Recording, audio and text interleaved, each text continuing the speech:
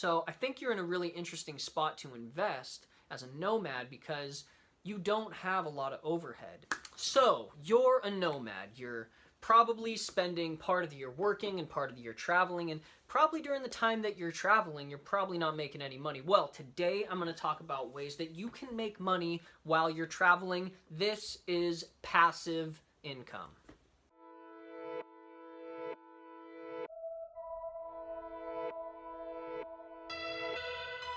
Hello everybody, welcome back to Money Week. Today we're talking about passive income and the 3 best ways that I think you should get involved with passive income. Let's break it right down. They are: number 1, paying off your debt, which isn't exactly passive income, but it kind of is, and I'm going to explain that. Number 2, making investments, and number 3, starting a business. All right, so let's start breaking it down. Number 1, paying off your debt. So a lot of people don't think about paying off their debt as making money, but this is the mind frame I'm coming from. The mind frame that I'm coming from is saving money is the same as making money. If you're able to save $50 every month, it's the same thing as making another $600 every year. If you're able to cut something out of your life that's causing you to lose money, it's the same thing as making money. Businesses treat it the exact same way. So this is debt here, right? So simple example. Let's say you have $1,000 of credit card debt at a 10% interest rate. Every year you have that, when I say 10%, you're paying $100 to have that debt. That's what that debt is costing you to have. So you got to think of it like this. Then let's say you have a $30 a month payment or something like that. You got to think of it like this. If you pay off that $1,000 of debt, that's $100 every year that you are not going to have to pay. And if you've got bigger debt, then you're paying even more in interest. And 10% interest is pretty good. Most people have a lot more than that. So that's the way you got to look at that. If you're not paying your interest, if you pay off your debt, you're not paying your interest. And to me, that's the exact same thing as making money, because you're saving money. You're not spending it on giving the bank your hard-earned dollars on interest. And so that's why that is number 1. All right, so the second part of passive income for nomads is investments. And so the first thing that I want to say about investments is you have to figure out where on the level of risk you feel comfortable. So there's low risk investments and there's high risk investments, and you have to figure out where in that you feel comfortable investing, and that's where you will make the most money. Look, at high risk investments, which I tend to invest somewhere up there in the higher risk area. I like picking stocks, and I like picking more volatile stocks and things that have a lot of growth potential. You'll make the most money where you feel the most comfortable, and the reason for that is if you're over your head, if you are in something that you're not comfortable with, you're going to second guess your intuition and the amount of time and effort that you've put into picking that particular investment. And so that's going to cause you to lose money. It's going to start to go down a little bit, and your mind's going to say, get out of it, it's going to tank, and then as soon as you do that, it's going to skyrocket up, and then you're going to be out of the money that you originally put in. So that's why. Some low-risk investments are things like bonds, things like ETFs and mutual funds. They generally tend to give you like 5 to 10% back over the course of the year. And more risky things are like picking stocks and like cryptocurrencies. Cryptocurrencies are really popular right now, so I got to bring that up. So yeah, figure out where. That's the first step. Figure out where on that scale you are. The second step to making good investments is do a lot of research, and so I really enjoy doing it. I like reading the quarterly reports and getting on message board and hearing what people say and researching the stock and looking at the competitors. Like, that's something I really enjoy doing, and I think it's part of the reason why I can justify making higher risk investments. If you're not into all that, then stick to lower investments, because if you don't research something and it starts to go down, it's just going to be another thing that's going to make you feel like, oh god, I gotta sell. So yeah, that's the second part, is do your research on that particular investment.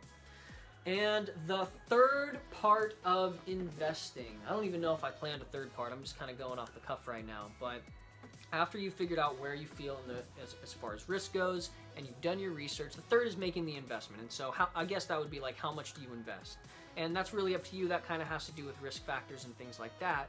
But for me, I like to have 3 to 6 months of money in my bank account. Just in case if anything goes bad, I know I'll be good for 3 to 6 months. And after that, it's really up to you. A lot of people say you should invest 10 to 15% of your income. All right, I know what I want to say. Number 3 is investing as a nomad, because that's what we're talking about, because we're all nomads, right? So I think you're in a really interesting spot to invest as a nomad because you don't have a lot of overhead. I just made a video about my budget yesterday. I'll put a link in the description for that. You can see exactly how much I make. But in the video, I talk about how living this lifestyle allows us to have a lot of financial freedom. And so you can put a lot into investments and you can get a lot back from that. And then on top of that, so as far as investing goes, this is why you do it. Okay, so you work part of the year and then you take time off and then you work. Wouldn't it be great if when you weren't working, you were making money to pay for the time that you weren't working? In my budget video yesterday, I talked about my budget and I spend about $700 a month. And I probably take 2 months off during the year. So if I'm making $1,400 in my investments every year, then that's basically like paying me to take a vacation, you guys. Like that's the power of investing. And it's so easy when you're a nomad to make the amount of money to take time off.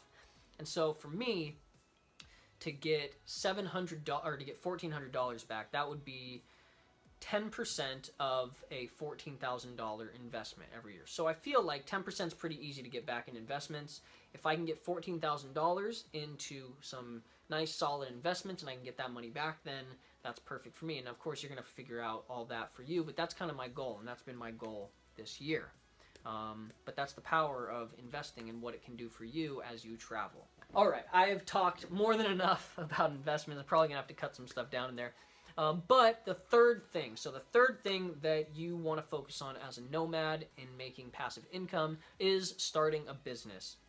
So as a nomad, we have lots of time on our hands. If you're just out hanging out, reading and stuff like that, there's no reason why you shouldn't be spending an hour every day devoting time to a business. Some really great businesses for nomads are starting a YouTube channel. That's a great thing you can do. People are really interested in people who live this lifestyle. I think there's more and more people considering living like this. And so creating content for those people is a great way to build a foundation for a business. And you may not even ever monetize your videos, but you could sell an audio or sell a book, or you could use it to promote some other thing that you do. Like, I don't know what you do. If you sew things and you sell things on Etsy, you can use your YouTube channel to do that. You could just sell things on Etsy. That's another great business for nomads, especially if you're crafty and you have space to keep little trinkets and rocks that you've painted or whatever in your van. You can do that. A lot of people are interested in drop shipping. I won't talk too much about it, but basically you sell things to specific like groups of people. Like you sell things to disc golfers, for example, things that they'd be interested in because you know about disc golfing, and then they'll buy from you and you're buying actually from another company that does all the shipping, but people think they're just buying from your startup little online store. So those are some great businesses for you. And again, going back to, you have so much time on your hands. If you're living a nomadic lifestyle, just start putting in, 5 hours a week into a business. Start with figuring out what some passive income streams are. Do a little more research than just, watching this video and taking my word for it. Read about it, find out, watch videos on passive income, and then just start putting a little bit of time into it. Once you start to see a little bit of growth in there, then you can start putting a little more time into it. And then once you're starting to live on your businesses, then you can ramp it up and you can make a lot of money running a business, especially online in this day and age. But that's what I have to say about number 3, which is starting a business. All right, and that is that. Those are the 3 ways that you can make some passive income or make money by saving money, by paying off your debt, investing a little bit, and starting a business. So those are the 3 ways, guys. I hope you've enjoyed that video. I hope you got something good out of it, and it changes maybe the way you approach your finances as a nomad. This has been episode 4 of Money Week. This is a special week. Usually I only make 3 videos a week. This week I'm doing 5 videos at least. Might do a bonus one on Saturday as well. And in these videos this week, I'm just talking about different ways of making money and my approach to finances while living a nomadic lifestyle. Reminds me, if you're interested, I was talking about the stock market earlier today, if you're interested in getting a free share of stock, there's a link in the description for an app called Robinhood. If you don't know what it is, it's a free stock trading app. A lot of people are deterred from getting into the stock market because you have to pay brokerage fees and commissions and stuff like that, but in Robinhood you don't pay any of that. And so if you sign up for that app, link in the description, you get a free share of stock and I get a free share of stock too. Thanks to Lauren for signing up yesterday. I'm not sure what she got, but I got a free share of Chesapeake Energy valued at $4, and it went up 30 cents today, so I already made like, I don't know what that is, 5% back or so from that one stock. So be sure to check that out. Other than that, don't forget to subscribe. Thank you so much for watching, and have a good day.